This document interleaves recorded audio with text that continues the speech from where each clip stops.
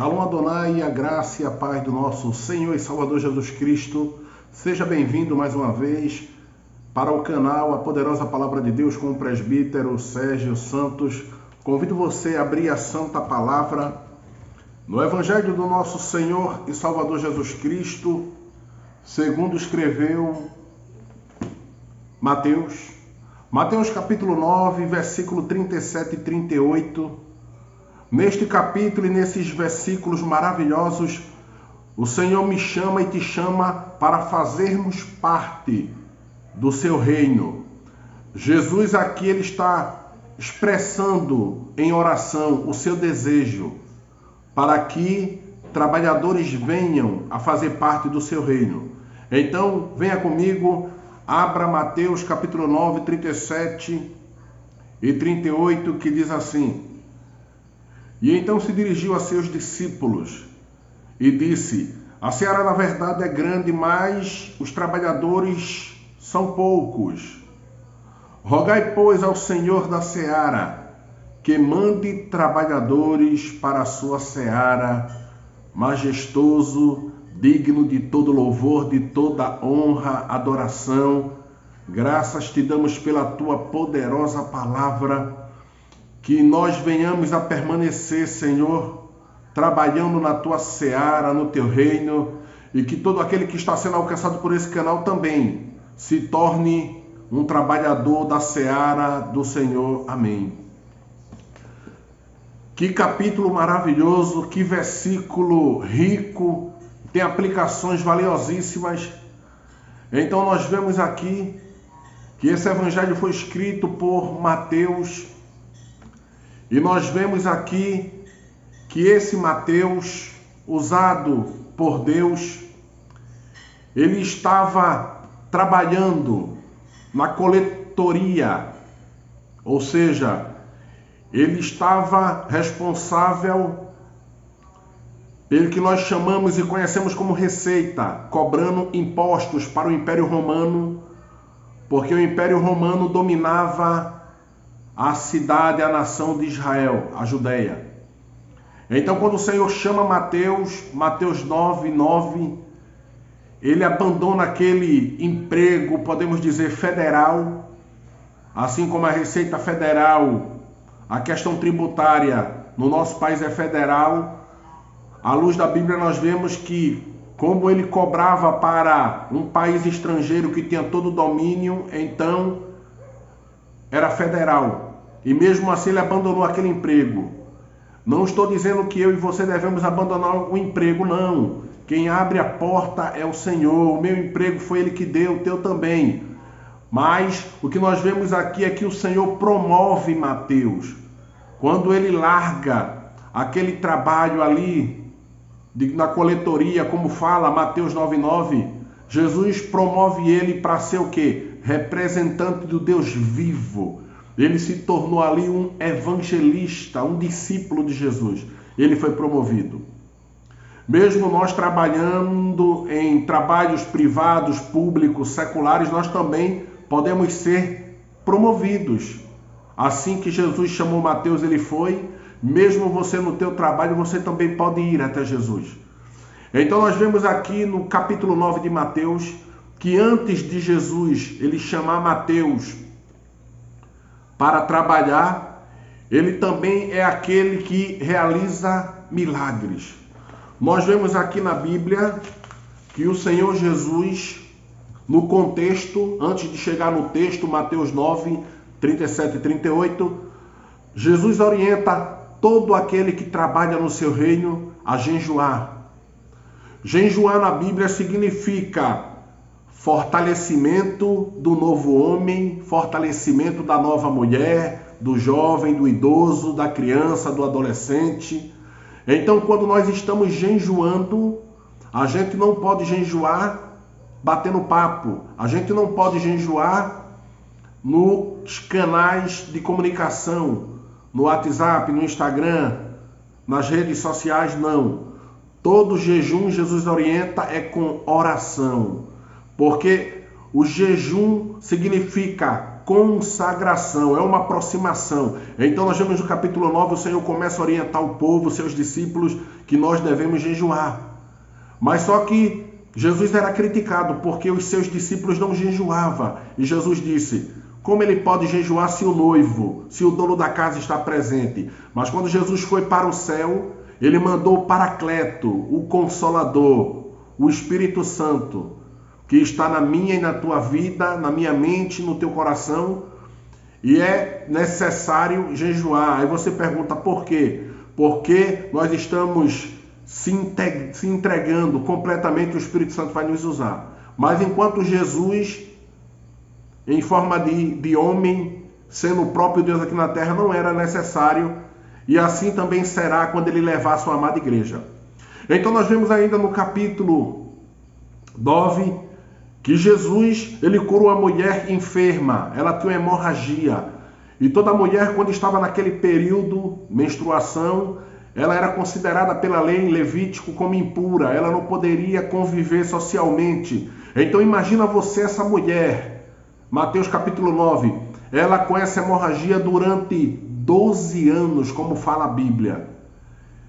Entendemos que era uma mulher do ponto de vista mental, instável, muita angústia, porque quem é que não quer andar na sociedade? Quem é que não quer estar nas festas? Quem é que não quer comprar, ir na loja? Todos nós queremos. E essa mulher, ela não poderia fazer nada disso por conta da sua hemorragia. E todo aquele que se aproximasse de uma mulher com hemorragia se tornava imundo, impuro. Por isso ela não poderia estar na convivência social. Mas ela tinha um desejo no coração, porque ela ouvia falar de Jesus.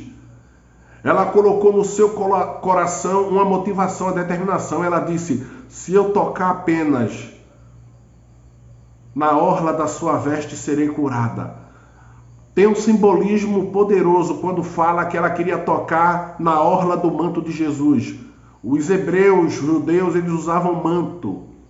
E no manto do judeu, do hebreu, tem na orla da veste uma bolinha azul pendurada, e ali contém, nas bolinhas azuis, o Torá, a lei de Deus. Isso para o povo nunca se esquecer dos mandamentos do Senhor. E quando ela ouviu falar de Jesus, ela sabia que Jesus é o cumprimento de toda a lei, de todo mandamento. Ele mesmo, como homem, cumpriu toda a lei, até a morte e morte de cruz, e ressuscitou, está no céu. Então nós vemos que, assim como Jesus, ele orienta o jejum, porque o jejum fortalece o novo homem, a nova mulher, também ele cura aquela mulher enferma. Por quê? Aquela mulher, ela teve fé, ela enfrentou a multidão, mesmo sendo passiva à punição até a morte. Ela não teve medo. Ela, pelo meio da multidão, conseguiu tocar nas vestes de Jesus, e Jesus imediatamente disse: alguém me tocou. Mesmo o povo tocando fisicamente, oprimindo Jesus, só que aquela mulher tocou de forma diferente. Ela tocou com fé. E automaticamente, imediatamente, o Senhor liberou virtude, poder, e ela foi curada. E ela bateu no peito e disse: Senhor, foi eu que te toquei, quando Jesus perguntou. Então nós vemos que no contexto Jesus orienta que nós devemos se aproximar mais de Deus jejuando, abstinência de todo alimento para se consagrar e falar com Deus, e também que Jesus é aquele que cura. Ou seja, nós vemos que a fé em Jesus pode todas as coisas. Jesus também curou a filha de Jairo. Ela estava morta, no capítulo 9 fala, Jesus foi lá e de forma psicológica, pedagógica, acalmou a multidão que estava desesperada, e Jesus declarou: calma, calma, ela não está morta, ela dorme. Mas o texto é claro, ela estava morta. O termo dormir é porque ela dormiu no Senhor. Assim como eu e você, quando nós dormiremos no Senhor, naquele grande dia, Ele nos chamará pelo nome e nós ressuscitaremos. Então nós vemos que quem crê em Jesus, ainda que morra, viverá. Então nós vemos que Jairo, ele creu, e a filha dele ressuscitou pelo poder de Jesus. E também Jesus cura 2 cegos. Nós vemos aqui no capítulo 9 que Jesus é rico em compaixão. Ele não se alegra, ele fica triste quando nós estamos sofrendo, quando nós estamos no caminho mau, caminhando para o abismo. O Senhor tem compaixão. E para que essa compaixão venha a ser derramada, basta irmos até o Senhor e nos quebrantarmos. Senhor, me ajuda. Então nós vamos agora para o texto, Mateus capítulo 9. A palavra para mim e para ti, estamos encerrando. Jesus, ele deseja, ele fala para os apóstolos que o seu desejo, a sua vontade, é que os trabalhadores venham para o seu reino, para a sua seara. Então nós vemos que a seara é uma metáfora para a atividade de Deus nos fins do tempo. Aí você diz, o que significa a seara? A seara, no literal, é uma plantação de frutas, legumes, de farinha, de trigo, e os trabalhadores vão lá fazer a ceifa, colher. Mas, metaforicamente, essa seara fala do mundo, e quem está inserido no ambiente, no bioma, no mundo, é eu e você. Então o Senhor chama eu e você para sermos trabalhadores do seu reino, e através da sua palavra ganharmos almas para o reino do Senhor. E o Senhor continua aqui, a seara é grande, realmente é grande, mas poucos são os trabalhadores. Então a seara aqui é a colheita, mas sim a ceifa trazida para o reino de Deus. É o momento que através da palavra do Senhor você é colhido e é enxertado, inserido como trabalhador do reino de Deus. Isso é motivo de alegria. Quando nós vemos a letra A, Jesus percorria todas as cidades e povoados, ou seja, Mateus 9,35, Jesus ele dá um exemplo para mim e para ti. Será que hoje, ontem, amanhã você vai pregar? Ou será que você vai levantar uma desculpa e dizer que não tem tempo? Porque Jesus, de forma pedagógica, ele nos dá um ensinamento. Mateus 9,35 declara, e percorria Jesus todas as cidades, aldeias, povoados, vilarejos, pregando a palavra de Deus, do reino de Deus, curando os doentes, os enfermos, expulsando, expelindo todo aquele possesso e endemoniado e saciando de pão. Ou seja, não é só oração, mas aplicação para nós, também é ação. Não basta só pregarmos, mas também ajudar o órfão, a viúva, aquele que padece necessidades. Então nós vemos aqui Jesus curando toda a enfermidade, e a igreja, em nome de Jesus, também pode curar, é promessa. Nós vemos que Jesus se compadeceu vendo as multidões, porque as multidões estavam como quem não tem pastor. Então, Jesus ele percorria as cidades. A aplicação para nós, é preciso a igreja ensinar a pregar o reino, falar do amor de Deus em todo lugar, no trabalho, na faculdade, na parada de ônibus, na fila no banco, na calçada da tua casa em frente, conversando com os vizinhos. Em todo lugar devemos pregar o reino. Ou seja, Jesus cura, a igreja tem que curar em nome de Jesus.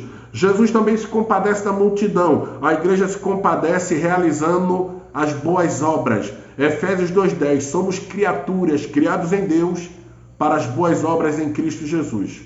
Quando nós voltamos para Mateus 9,37, nós vemos que Jesus ele percorria desde o tempo antigo, desde o tempo de Jesus e até no nosso tempo. Nós vemos que muitas vezes a igreja hoje tem se acomodado, não tem tido motivação, mas o Senhor hoje te chama e me chama para nós nos animarmos, nos fortalecermos. Por quê? Marcos 16,15, Jesus diz, ide por todo, pregai o evangelho a toda criatura, quem crê e for batizado será salvo. Também em Mateus 28,19, Jesus fala, ide fazer discípulos por todo mundo, batizando-os em nome do Pai, do Filho e do Espírito Santo. Nós vemos isso na sua palavra. Quando nós vemos aqui também, Jesus designou 70 discípulos de 2 em 2. A gente vê isso aonde? Lucas, capítulo 10, do 1 ao 12. A evangelização, quando estamos no quartel, que é a igreja, tem que ser de forma organizada, ordenada. E nós vemos aqui agora, para encerrar, rapidamente comigo, Mateus 9,37, ele disse que poucos são os trabalhadores para a seara, para o reino. Quando chegamos agora, leia comigo, Mateus 9,38, ele continua: rogai, pois, ao Senhor da seara que mande trabalhadores para a sua seara. O Senhor está dizendo rogai, pois. Rogar significa pleitear, significa uma oração. Rogo é clamar, é interceder. Então, isso aí cabe a mim, cabe a você, está clamando para que as almas que estão nesse momento sem perspectiva, sem esperança, que eles possam ter um encontro com o Senhor, que eles possam se animar, se alegrar. Porque assim o Senhor fala na sua palavra. Em Mateus 6,6 o Senhor nos orienta como devemos fazer isso. Mateus capítulo 6, versículo 6, o Senhor diz: entra no teu quarto, tranca a porta e fala ao Todo-Poderoso, que em secreto te escuta e te recompensará. Tem promessa, porque nós fazemos parte do reino do Senhor. Então que o Senhor possa te inquietar, que você possa se despertar e dizer hoje: Senhor, eu quero fazer parte do teu reino, assim como ordena Mateus 9, 37 e 38, o Senhor te chama. E na conclusão podemos dizer: ninguém pode realizar as obras da seara sem ser chamado. O Senhor te chama agora. Onde você estiver, você pode se ajoelhar agora e você pode dizer: Senhor Jesus, eu sou pecador, eu estou arrependido, me enche com o teu Espírito e eu te entrego agora as minhas obras. Eu quero fazer parte da tua seara. Pois para isso Jesus te chama. Ele vai te usar, como fala João 15,16, não foste vós que me escolhestes a mim, mas eu vos escolhi e vos nomeei. Jesus está dizendo isso em João 15,16. Não adianta eu dizer que eu mesmo voluntariamente fui para a seara do Senhor, não. Mas ao ouvir essa palavra poderosa, o Senhor quebrantou meu coração, minha mente, e Ele me alcançou, como fala na sua santa palavra. E até amanhã com o nosso canal novamente, a poderosa palavra de Deus. Compartilhe, se inscreva e estaremos juntos divulgando a santa palavra por todo o mundo. Amém.